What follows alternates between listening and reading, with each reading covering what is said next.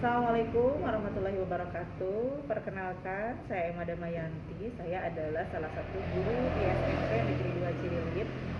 Kebetulan saat ini saya mengajar mata pelajaran Bahasa Indonesia di kelas 8 dan di kelas 9. Saya sudah mengajar di sekolah ini sejak tahun 2009. Dan sampai saat ini kegiatan saya selain mengajar yaitu menjadi pembimbing literasi, gerakan literasi sekolah yang bernama Gemar Sasalaman, gerakan hari membaca satu hari satu halaman, dan sudah berjalan selama 3 tahun berturut-turut.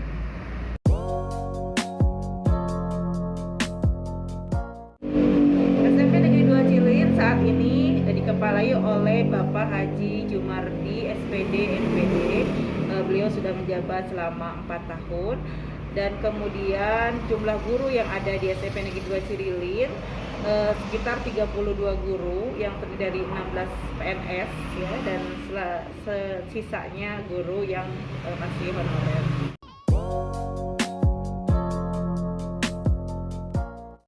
SMP Negeri 2 Cililin pada mula awal berdirinya atas prakarsa beberapa tokoh masyarakat yang menginginkan adanya sekolah negeri di daerah Rancapanggung. Lalu berdirilah SMP Negeri 2 Cililin pada tahun 2005 ya. Pada awalnya belum menjadi sekolah negeri dan baru beroperasi ikut di SD Negeri 2 Rancapanggung. Tapi alhamdulillah pada tahun 2010 SMP Negeri 2 Cililin pun resmi berdiri menjadi sekolah negeri.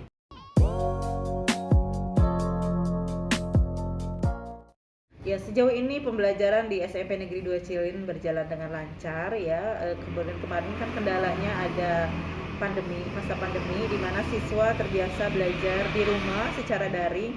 Tentu saja hal tersebut mempengaruhi terhadap cara belajar mereka. Banyak sekali siswa yang tiba-tiba menghilang, tidak mengerjakan tugas dan tidak ada kabar beritanya gitu. Dan hal itu tentu saja mengkhawatirkan ya dari segi pembelajaran karena mereka mengalami ketertinggalan. Nah, untuk mengatasi hal tersebut mudah-mudahan pada tahun ajaran ini di mana semua pembelajaran sudah seperti normal, seperti biasa tatap muka walaupun belum secara maksimal. Nah, menghadapi siswa-siswa yang seperti itu bagi guru tidak harus bertindak secara kekerasan ya. Karena bagaimanapun apa yang terjadi saat ini tuh ada alasannya, ada situasi yang menghadapinya dan juga berbagai latar belakang yang dialami oleh siswa, misalnya ketidaksediaan handphone, kemudian tidak ada orang dewasa yang memperhatikan dan sebagainya. Oleh karena itu, untuk mengatasi hal-hal tersebut, bagi kami para guru biasanya melakukan pendekatan secara individu terhadap siswanya, kemudian melakukan bimbingan, arahan, bisa berupa misalnya coaching itu misalnya menelaah permasalahan yang mereka hadapi, kemudian memberikan motivasi kepada mereka agar lebih semangat di dalam belajar dan mereka bisa berbahagia gitu sekolah, semangat dan bahagia untuk sekolah. Jadi yang dilakukan oleh guru sebenarnya untuk mengatasi hal tersebut lebih kepada pendekatan pribadi, tidak melalui hukuman, karena kalau segala hukuman yang keras dan sebagainya justru bukan malah membuat mereka mau belajar, tapi malah semakin tidak mau belajar.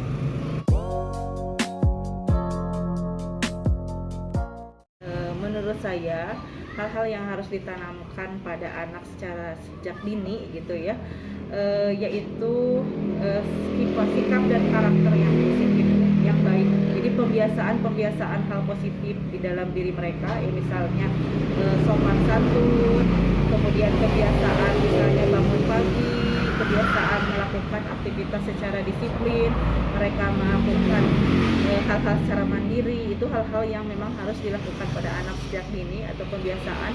Adapun hal yang penting juga dilakukan adalah membiasakan mereka membaca gitu. Jadi orang tua sering membacakan kepada mereka buku, dongeng, atau sekedar bercerita kepada anak gitu. Karena anak itu adalah orang yang cepat belajar sebenarnya. Jadi kalau mereka diberi cerita, diberi bacaan, maka mereka akan menyerap nilai-nilai karakter yang ada di dalam buku tersebut, di dalam cerita tersebut dalam diri mereka, dan itu bertahannya lama gitu, daripada misalnya mengajarkan anak perintah larangan yang kadang-kadang orang tua sendiri tidak melakukannya gitu. Jadi yang perlu dilakukan pada anak itu ya pendidikan sejak ini itu pembiasaan, keteladanan dari orang tua, pembiasaan hal yang positif, karakter positif, dan contoh dari orang tua seperti itu. Nah kalau di sekolah sejak kelas 7 ya kami juga membiasakan itu, mencoba membiasakan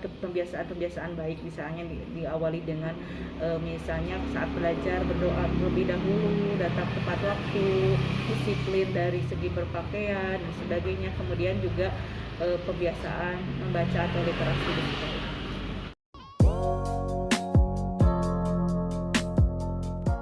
Menurut saya seorang pelajar itu harus punya tujuan, dia harus punya cita-cita, karena orang kalau tidak punya tujuan itu dia akan berjalan tanpa arah gitu. Tapi kalau punya tujuan, apa yang ingin saya capai, apa yang ingin saya raih, maka dia akan melakukan hal seperti yang ingin dia capai tersebut gitu. Jadi menurut ibu tuh yang harus dilakukan oleh pelajar itu punya tujuan aja dulu. Aku tuh hidupnya mau ngapain sih ke depannya? Aku tuh kalau sudah dewasa ingin jadi orang seperti apa sih? Apa yang ingin aku raih sih? Jadi itu. Dan yang nggak boleh hilang dari seorang setiap manusia itu yaitu hope ya, harapan. Sekolah tuh harus punya harapan. Sebab kalau tanpa punya harapan ya gitu aja, akan berjalan apa adanya, mengalir, mungkin akan main-main, tidak punya arah mau ngapain, tidak ada kedisiplinan dalam dirinya, tidak ada kemauan dalam dirinya untuk melakukan hal kebaikan. Jadi kalau misalnya guru ayo belajar, orang tua ayo belajar, ayo sholat, tapi hal itu tidak datang dari dirinya sendiri, tidak akan berdampak banyak gitu. Jadi harus dari dirinya sendiri punya keinginan, kemauan, aku tuh harus jadi apa sih, harus mau jadi apa. Terus menurut ibu lebih banyak ya tadi, kalau ibu sih lebih banyak membaca gitu, membaca orang-orang yang sukses, membaca atau melihat, penonton, mengikuti orang-orang yang sukses dan sebagainya, dan jadikan itu sebagai teladan. SMP Negeri 2 Cililin sebelum adanya pandemi gitu ya sudah terbiasa dengan pembiasaan rutin ya, misalnya pagi-pagi mereka misalnya berdoa atau membaca surat-surat pendek, itu sudah terbiasa. Dan kemarin karena sempat pandemi akhirnya berhenti, dan sekarang mulai lagi misalnya pembiasaan sholat duha bersama gitu ya, baca sholat bersama pada setiap hari Kamis. Nah kalau di SMP Negeri 2 Cililin sendiri ada pembiasaan literasi ya, sebenarnya literasi atau gerakan literasi sekolah, misalnya membaca buku sebelum pelajaran dimulai, sebelum pelajaran dimulai selama 15 menit. Kemudian ada readathon. Jadi readathon itu membaca satu sekolah gitu, ngumpul di lapangan seperti itu ya. Dan kemudian juga ada TMBB, tantangan membaca Bandung Barat, di mana ada beberapa siswa, sebanyak 32 siswa, dulu malah 40 siswa ditantang untuk membaca 3 buku setiap bulan gitu. Jadi mereka selama 7 bulan itu bisa membaca berarti 21 buku. Dan itu berhasil sehingga SMP Negeri 2 Cililin termasuk kategori sekolah inspiratif. Sudah 2 kali berturut-turut menjadi sekolah inspiratif, dan 2 kali berturut-turut juga menerbitkan buku gitu ya, menerbitkan buku karya siswa. Jadi siswa itu menulis, guru menulis, dikumpulkan dalam satu antologi. Bukunya sebenarnya ada 2, ini salah satu contohnya ya. Yang satu judulnya itu Meniti Cinta Hingga 30 km. Nah ini yang kedua kemarin, Menepis Resah dari Gerbang Sekolah judulnya gitu. Ini karya guru, di sini guru-guru, kemudian siswa juga. Di sini adalah cerpen kumpulan siswa. Dan dari kebiasaan ini tuh sebenarnya justru saya mendapatkan apa ya, seorang siswa gitu pas kalau belajar di kelas kan performa mereka tidak terlihat gitu. Tapi ketika mereka menulis sebuah cerpen dan sebagainya, performa mereka tuh terlihat, oh ternyata mereka tuh berpotensi, memiliki potensi menulis, memiliki potensi yang lebih dari yang mereka tampilkan ketika mereka belajar di kelas gitu, seperti itu. Nah, kemudian pada kemarin juga ada pembiasaan lain, misalnya untuk menjadi sekolah inovatif itu mereka membuat konten YouTube gitu, disimpan kontennya itu disimpan di SMP Negeri 2 Silin.